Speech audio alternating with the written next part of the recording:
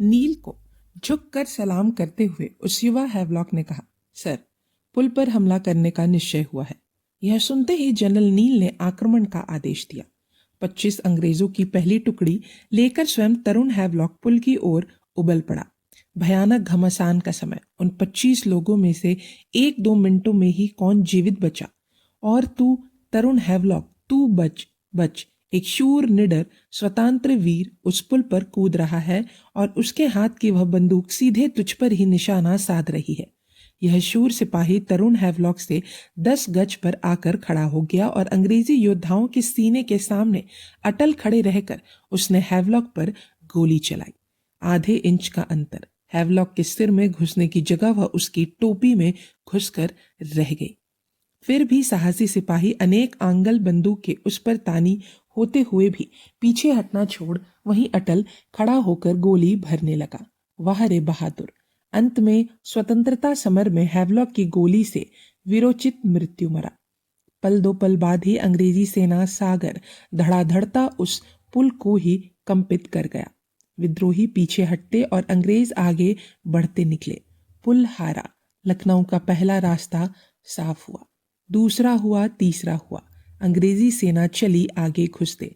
2-4 कदम चली कि फिर तलवार बंदूकें पर बंदूकें छूटने लगी। रक्त की तलैया भर जाती तो फिर वह जीवित लड़ाई आगे बढ़ती। संध्या हो गई तो उसकी भयंकर गति में असंख्य ठोकरें लगने लगी। इसीलिए ऑट्रम कहता है, आज की रात यहीं बिताएं। पर नहीं नहीं, रुकने का नाम भी निकलना उस शूर हैवलॉक को कैसे पसंद आएगा। उधर रेसिडेंसी में महीनों से मृत्यु की कराल दाढ़ में दबोचे पड़े उनके देश बंधुओं को और एक रात माने एक युग जैसी है। इसीलिए हैवलॉक आगे बढ़ा, नील आगे बढ़ा।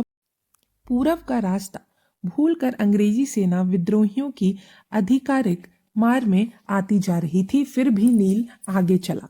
खास बाजार के जंगी फाटक में घुसते ही उसके ध्यान में आया कि अंग्रेजी तोपें थोड़ी पीछे रह गई हैं। अतः घोड़े को रोककर वह आंगल वीर गर्दन घुमाकर पीछे देखने लगा। यही अवसर, यही अवसर, स्वदेश का बदला लेने का यही अवसर। फाटक पर चढ़े कृतांत तेरे प्राण चले जाएं कोई बात नहीं, पर अवसर पकड़ना ही चाहिए। पल विपल का अवकाश केवल और फाटक पर बैठे हुए एक सिपाही ने अचूक निशाना साधा और उस जनरल नील की गर्दन में उसकी गोली किसी गुस्सैल नागिन जैसे लहराती आ घुसी। गिर गया। अंग्रेजी सेना का कलेजा फटा। ऐसा शूर, ऐसा धृंति संपन्न और ऐसा मर्द, ऐसी निडर छाती का और ऐसा जल्लाद मनुष्य जाति के दुर्भाग्य या सद्भाग्य से दूसरा पुरुष मिलना बहुत कठिन है। पर अंग्रेजी सेना एवं शौर्य की यही विशेषता है कि उनका सत्ता प्रयत्न किसी एक व्यक्ति पर, चाहे फिर वह व्यक्ति कोई अद्वितीय नील हो, उस पर अवलंबित नहीं रहता। नील गिरा तो भी तिनके भर भ्रमित न होकर अंग्रेजी सेना रेसिडेंसी की ओर दौड़ती चली। जिस खास बाजार के फाटक में नील की गर्दन टूट कर गिरी, उस खास बाजार में गोरी रक्त की ताल तलैया भर गई। फिर भी अंग्रेजी सेना वैसी ही लड़ती चली। उस बाजार से रास्ता हो जाते ही उनकी रेसिडेंसी से अतिक आनंद की जय गर्जना सुनाई देने लगी। उन्होंने भी जय गर्जना की। मृत्यु के जबड़े में हाथ डालकर हैवलॉक ने अपने स्वदेश बंधुओं को बाहर निकाला। उस अवसर का वर्णन वहां स्थित कैप्टन विल्सन की लेखनी ने किया है।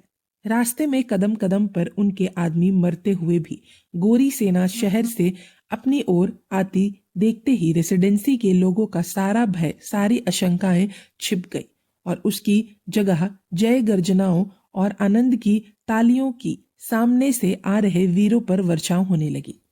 अस्पताल से रोगी घसीटते बाहर आए और अपनी मुक्ति के लिए सामने से लड़ती आ रही अपनी शूर सेना को विजय स्वागत से बुलाने लगे। जल्दी ही हमारी सेना हमें आकर मिली। वह अवसर अवर्णनीय है। जिन्होंने अपने पति मर गए हैं यह सुना था, वे विधवाएं आकस्मिक पति लाभ से सधवा होने लगी और जिन्होंने अपने प्रियजनों से मिलने का आज 4 माह से प्राण धारण किए हुए थे, उन्हें पहली बार ज्ञात हुआ कि अब उनके प्रियजनों के फिर मिलने की आशा नहीं है। लखनऊ की रेसिडेंसी में आज तक 87 दिन रात लड़ते इस अंग्रेजी सेना के 25 सितंबर तक लगभग 700 लोग मारे गए थे।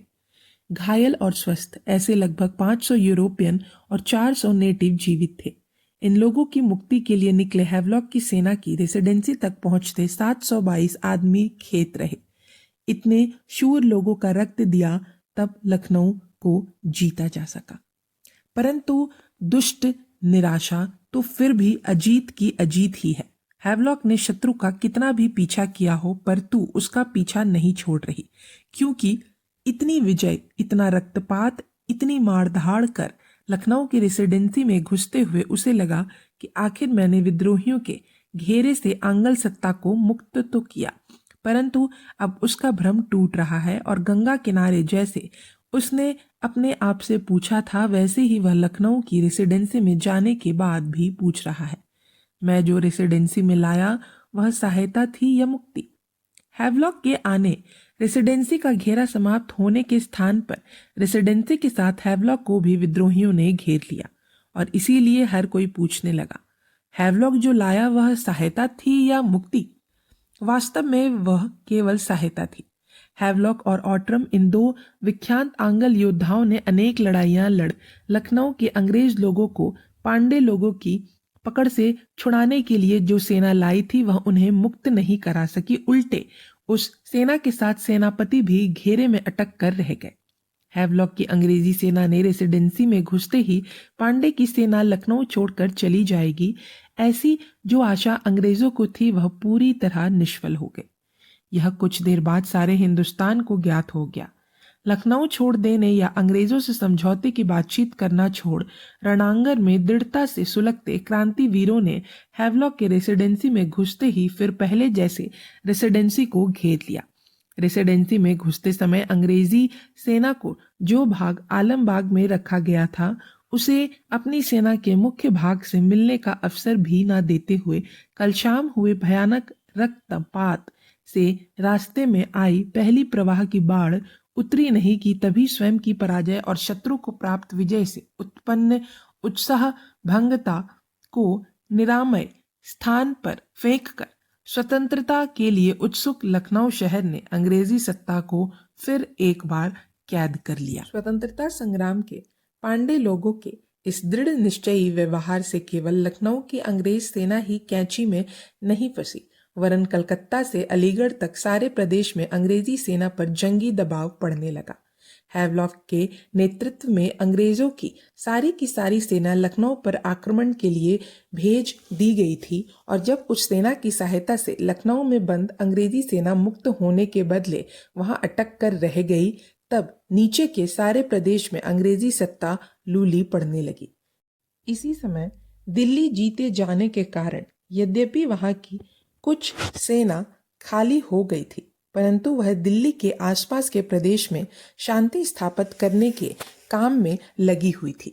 ऐसी स्थिति में लखनऊ की रेसिडेंसी और आलमबाग में फिर से एक बार बंद कर दी गई अंग्रेजी सेना को उनके पक्के शत्रुओं से लड़कर उन्हें मुक्त करके अंग्रेजी सत्ता पर पड़ा दबाव कम करने का कार्य ही सबसे प्रमुख था।